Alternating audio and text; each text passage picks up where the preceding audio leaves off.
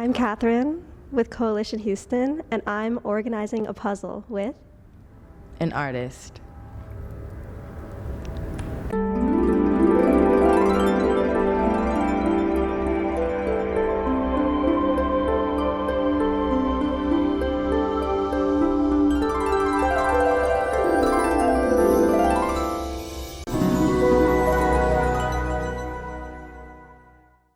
I don't want to fight tonight. Meet me in the club, all right? Tricking for some bottles, make him swallow, section filled with models. Whole room full of beauties. He think that I'm the cutest. He love my furry booty. Now he wanna dip into me. I don't want to fight tonight. Meet me in the club. All right. Okay. Whenever I see you online, you're like so put together. I think we met maybe like a year and a half ago, maybe 2 years ago, and you've grown like so much since. Do you experience any anxiety performing or putting out new music through all that growth? Probably more now than I have before. Really? Yeah, because before it wasn't a lot of people watching me, and the people who were watching me were people who just genuinely cared about me. So it may or may not have been garbage, and I knew that it was going to be appreciated the same way like your mom appreciates your finger painting. And now I've gained a lot of traction because of the quality of it, and now I'm doubting myself. What about your work or your performance do you doubt the most? Being as good as it was the last time. Sometimes I'll have repeated show going, like repeated people, like people who will come to all of my things. So I'm not really performing for the people who are seeing me for the first time. I'm performing for the people who've seen me for the third, fourth, or fifth time, because I don't want people to. I don't want to fall short. The first time you see me, I go hard as fuck. Yeah. So by the third time, fifth time, you should already know that's how hard I'm gonna go. Yeah. And you probably brought someone who's like, you've already told them like, yeah, she's fucking hard. So now I'm performing for you and your people that you've decided to put on. How do you deal with this? Do you have any strategies? No, I just go. Okay. I just go. I've had shows I've cried before, like bawled my eyes out, throw up, cry. I don't care. When my feet are there, when my feet are on the stage, all that shit is out the fucking window. It's crazy because I could never do that for a job. A regular 9-to-5 job, if my emotions were in the way, like, I'm not going to work today. But what I know about my music is I don't give a damn what happened before. I don't give a damn what's going to happen after, because you don't know what's going to happen in that 10, 15-minute set. You do not know who is watching you. You literally do not know. I'm not going to be up there fucking snotty and someone is in the crowd waiting to write me my Grammy. Okay. Do you deal with any criticism? Yes. What kind of criticism do you deal with, and how do you handle it? I get hate comments. No way. Yeah, nobody sees them because I delete them. Because this is my fucking world. Yeah. I think people do look for the hate on my page. I'm sure there's some, you don't see them because I delete them. Oh yeah. I delete them because this is my world. And I think that's where a lot of people get shit messed up, like who are chasing a dream or who are already on top, is they feed into the negativity or they look at it. I'm deleting your shit. This is my page. If I woke up tomorrow and wanted to go private, I could. And I'll shut it down for the 29,000 people who are watching me, and that will be my demographic for as long as I decide to. Like, I feel like you can gatekeep yourself. Something else I really admire about your online presence is how tenacious you are with posting and putting out music and different formats. But I know that being an artist and being your own marketing department can be very stressful, very taxing to look at comments, to to have to delete comments, to think of new videos to do. How do you manage your time and your stress related to that? I make content when I feel like it. I've made that a thing for me too, like to make sure that I tell myself if I'm not in the mood to make a fucking lip syncing video, or if I don't want to sing my song into a camera, I don't have to do that, because I can open my Spotify artist and someone's listening to my music, like it'll say, you know, however three people are listening or 2 people. That's cool, because it lets me know I don't have to. So your music will do the work, and that's something I try to tell myself and pour into myself. Like, my music will do its work, and I don't have to. I'm not a content creator. I feel like a lot of musicians are getting the game fucked up because we feel like we have to be content creators, and we're not. So, what do you think of the Houston music scene at large? Do you think it's thriving? Do you think there could be improvements? Like, I want to plead the fifth. I think the Houston music scene is whatever you make of it, and that's actually a really great answer. It's whatever you make of it. You have to find your scene. When you figure out your footing, you're good. If it's just figuring out your footing, where do you fit in? Where does your music thrive? Where does it not thrive?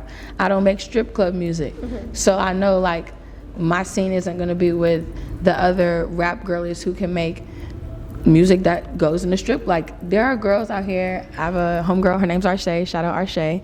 She is a rapper. Just had her music played in the strip club, requested, and they was shaking ass. Yeah. That's dope. Y'all not finna play Lady Like in the strip club. It's not gonna happen. But that shit cool. Like, you just have to find your niche.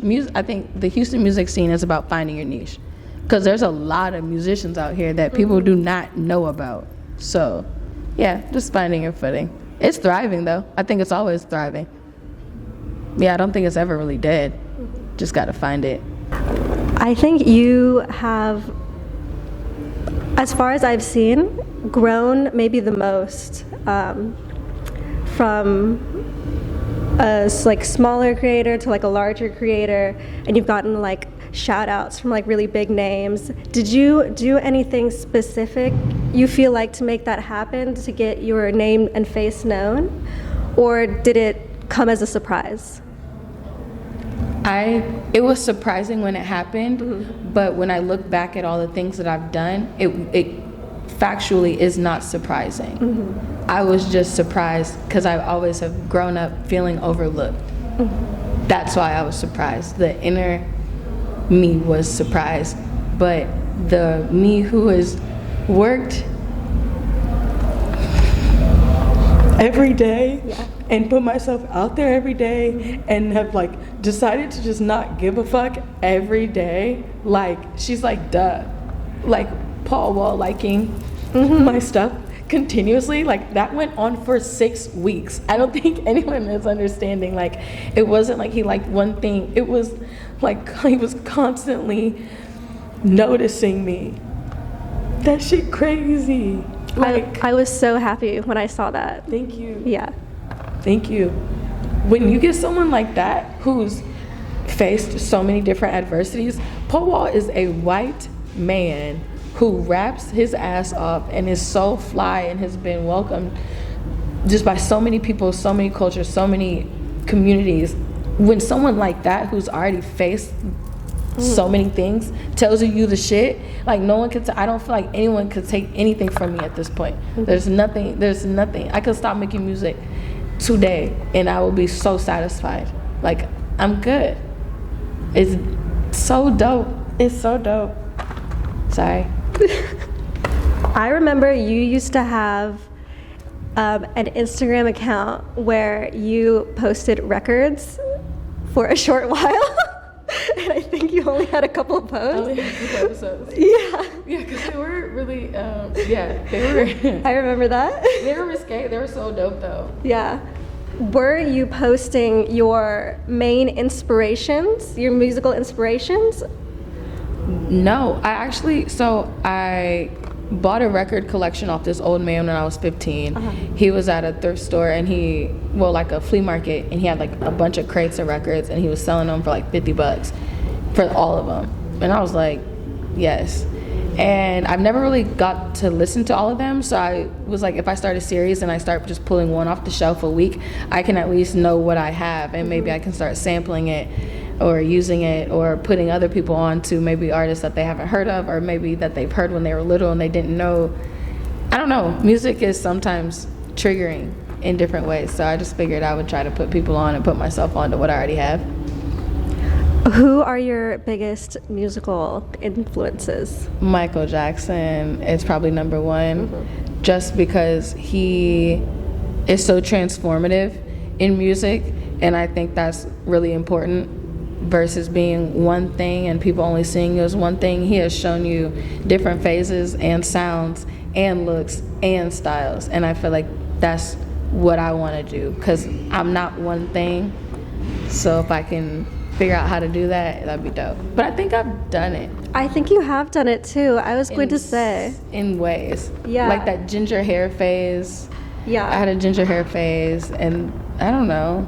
Negrita, like that whole Lord Save Me album was a moment. It was a very impactful moment. That was like, this is where I come from, and this is what it looks like. I think it was cool.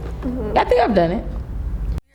Like two, cha-cha-cha, they ain't getting my groove. My family parties like fucking baboons. Real ape shit like Mexicans do. Sana, colito de rana. Gotta find Papi and his name is Cobana. Raised like Selena, but look like Rihanna. And I'm a diva, me llamo Madonna. Pass me the salsa. You talking about me? Or I want dip. You talking about me? Too much on your chip, He baby. talking about me? He know I'm spicy, he talking about me. Don't get it twisted, I know how it look. You know what they say about judging a book. It fucks with your soul, and now you feel lost. I gotta call Nene, I'm lost in the sauce. Why y'all?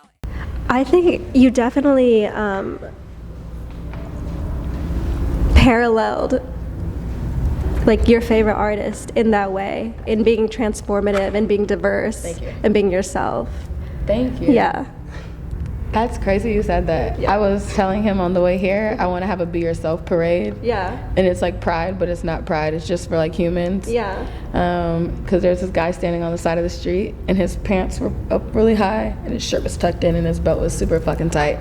He was a square, right? Like he was a businessman. Yeah. But it was like he was himself, and I thought that was super cool. Yeah. Like he probably dresses like this every fucking day.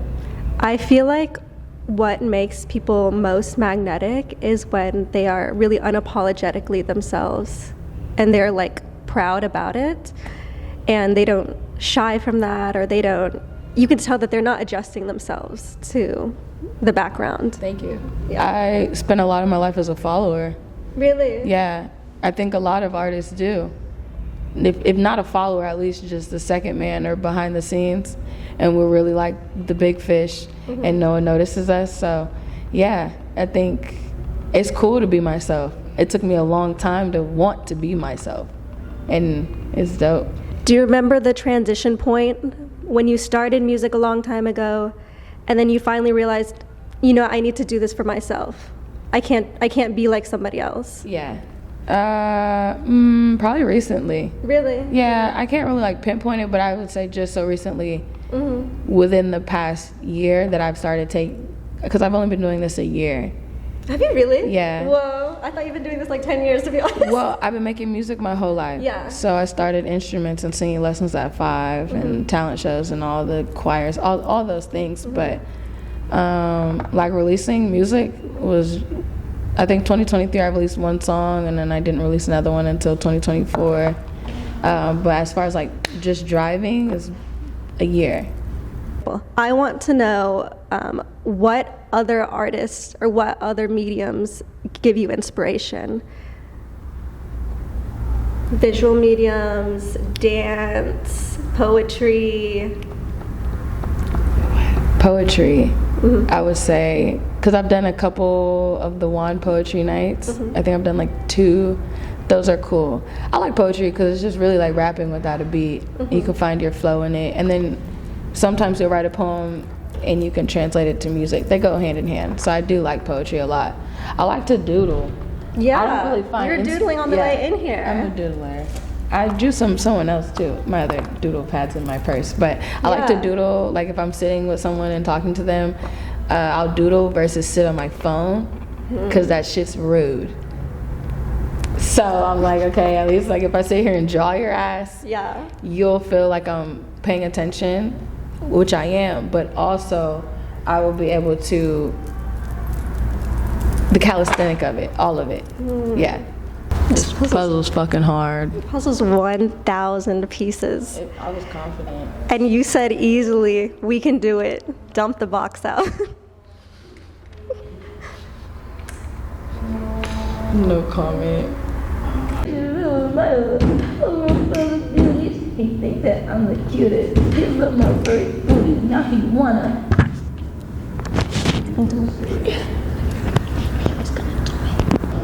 Is there anybody that you want to collaborate with in that way? Not that I can think of off the top of my head. Not right now. Also because I don't know where I'm going musically yet.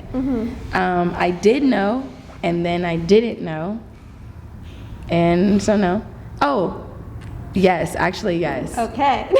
Yes, actually, because I know that I'm gonna drop this, and her name is Candace. She is a rapper from Acres Homes, Underground, the Fofo. She is fucking hard.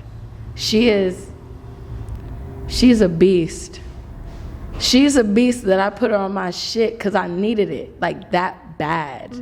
Like I needed it that bad. Candace. And that's coming out in the future? Yes. Yes. Do you want to make more music videos? Yes. Do you have any plans? I don't know yet. I know that. I don't know yet. I don't want to speak on that yet. Do you have any upcoming shows? No. Book me. Cut that. we'll have those upcoming shows. I would like to be in New York though soon. Yeah. That's actually my goal right now. I would just like to travel a little bit more and like show my art in other cities, because I have a lot of love in other places in Houston. I'm getting love everywhere right now. Yeah. So I would like to do that. I would like to go around the world a little bit. Have you had a national tour? Nope. No. So it's in the plans? Yeah, but I think the way things are looking right now, I think my first tour might not be national and it might be international. I think it might be bigger than what I think it's gonna be. Because every time I do something, it's bigger than what I think is gonna happen. So I'm just kind of like paying attention to what's going on. What kind of countries, or what countries would you like to visit? Countries. I think you could really in Brazil. Why do I feel like that? I do get love in Brazil. Yeah. I get love in Italy. Ooh. That's really cool. Australia, not a country, is a continent. I think both. But New Zealand specifically is a country. Sorry, I was an educator and I don't want to sound like a dumbass. I would have preferred you say locations, because country, I'm now having to decipher. Let's restart that. Yeah, I have a lot of fans all over the world right now, and it's really dope because they like to tell me where they're listening from. And so, yeah, I would like to just move around globally. I don't think it's just USA right now. I think it's way bigger than that. I see that for you too. Thank you. Do you feel like being political is necessary, and do you feel like it's a responsibility of artists to speak on those issues? I don't think it is necessary, and I don't think it's a responsibility. You can either speak on it or not. I don't feel like just because you have a platform, you're obligated to say something. But if you do feel compelled to say something, then you should. I'm big on speaking on things that are either itching your brain, or like, you know, when you have a thought twice, do that. And that's how I feel about politics, or really anything that I share on my page, whether it's someone else's GoFundMe and they're in need of something, or a suicide walk, or whatever the case may be. You should just speak on the things that compel your heart. I'm gonna be running for president, so I really do hope y'all vote for me. And this is not a joke, and I'm not trolling. I'm extremely qualified, and I can't wait to show y'all that as well later down the line. Take us through your process. How do you bring your vision to life? How do you come up with material? I go through some bullshit first. Okay. Step one is to go through bullshit that you do sign up for. I need that to be very clear. A lot of the things that I go through, I do sign up for because people don't take accountability for that. So one, I do be putting myself through bullshit. And then when I'm over that, then I'm like, okay, I'm gonna write about it. Or while I'm going through it, I'm usually writing already or journaling. And then I usually just put on Instagram, like, send me beats, I need a beat pack or whatever. And multiple people usually will send me like beats. And I'll find one that I like, and then I'll just go. I know some artists who say that they want to build an online following first before they perform their music in public. Was that your experience, or what do you recommend for that? I did both at the same time. I did both literally at the same time. I said I'm gonna work every muscle. I didn't go to the gym and just do leg day. I went to the gym and I did full body every day, and that's how I see. That's what this is. I did both. I was gonna go to art room and I was gonna do an open mic, and I was gonna go to Juan and I was gonna spit some poetry real quick, and I was gonna go over here and I was gonna do something else. And my partner had a show and was like, "Hey, you wanna come do your shit real quick?" Hell yeah! I'm on stage. I don't have a set. I got one song. We're gonna skate to one song and one song only. What? I'm on that. I was on that. And then I'm on the internet. Guess what? I just made a banger. Oh, you don't think it's a banger? Don't give a damn. I know this shit bust. And then there's someone in the comments like, drop this. This shit go crazy. Guess what? Not finna drop it. Glad you like it. Keep watching. I'm gonna make something else you're gonna like after that. I worked the fucking muscle. Work the muscle. It's not this, then that. It's not that, then this. It's not this leads to that. The thing is, everyone's journey is different. So just work the fucking muscle. And then when you see what is giving you, the results, do that. I'm a fucking DJ. That shit hard. I used to play DJ Hero when I was a kid, and I thought I was the coolest little nigga ever. On the Wii, I used to, whatever. Fuck it. And now I'm a real life DJ, and I know what the fuck I'm doing. It's not like I'm a bullshit online DJ, because I'm working the muscle. I do it on the internet. I do it in real life. They add up. They're gonna align eventually. Eventually, they were gonna smack into each other. That's what it feels like. How does your mental health play a role in your craft?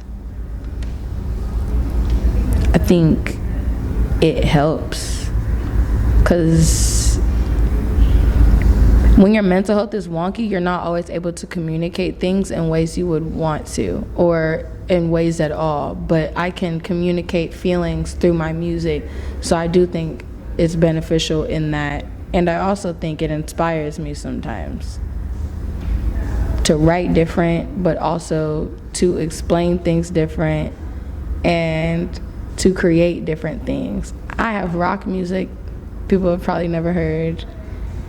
I have R&B music, obviously. I have alternative. I have sensual. I have because all these are based off of my emotions. So I think it helps me explore different genres. What is your message or advice to upcoming artists? Keep going. Just go. If nobody believes in you, just go. If mama said go to work, go to work. When you get off, keep going. Just go. I've done this with nobody believing in me. I've done this by myself. I've done this when they said it wasn't gonna work. Everybody. You come out someone's womb and then they tell you what you can't do. Everybody, just freaking go. Just go. Just go. Because if you go and they tell you no, and then you make it, what would they say after that? Can't say shit. You can't say shit to a winner. That's what I think. Yeah. I just wanted to make a fucking like club banger, you know? Just one of those type. Look, I don't wanna fight tonight. Meet me in the club, alright? Tricking for some bottles, make them swallow. Section filled with models. This is just a disclaimer that I am from Columbus, Ohio. I am from Columbus, Ohio, and I'm proud to be from Columbus, Ohio. I live here. I've lived here since before COVID. I've been here since 2019. I love Houston. I think Houston has raised me into a fire-ass woman. But the girl in me is from Ohio. I am Ohio. My morality is from Ohio. My principles are from Ohio. What city in Ohio? Columbus, Ohio. That's all. Just smiling and waving. Breathe the bricks, nigga. Abuse the fucking pavement. I'm trying to take it slow, cause I know you for the streets. You can't get in my bed, leaving fleas in my sheets. I don't wanna fight tonight. Meet me in the club, alright? Tricking for some bottles, make them swallow. Section filled with models. A room full of beauties. He think that I'm the cutest. He love my furry booties. Now he wanna dip and do me. I don't wanna fight tonight. Meet me in the club, alright? Tricking for some bottles, make him swallow. Section filled with models. A room full of beauties. He think that I'm the cutest. He love my furry booties. Now he wanna dip and do me. Pretty ass face, make him fly me across the map. Said it's not about looks, but we know that shit is cap. You fucking with a big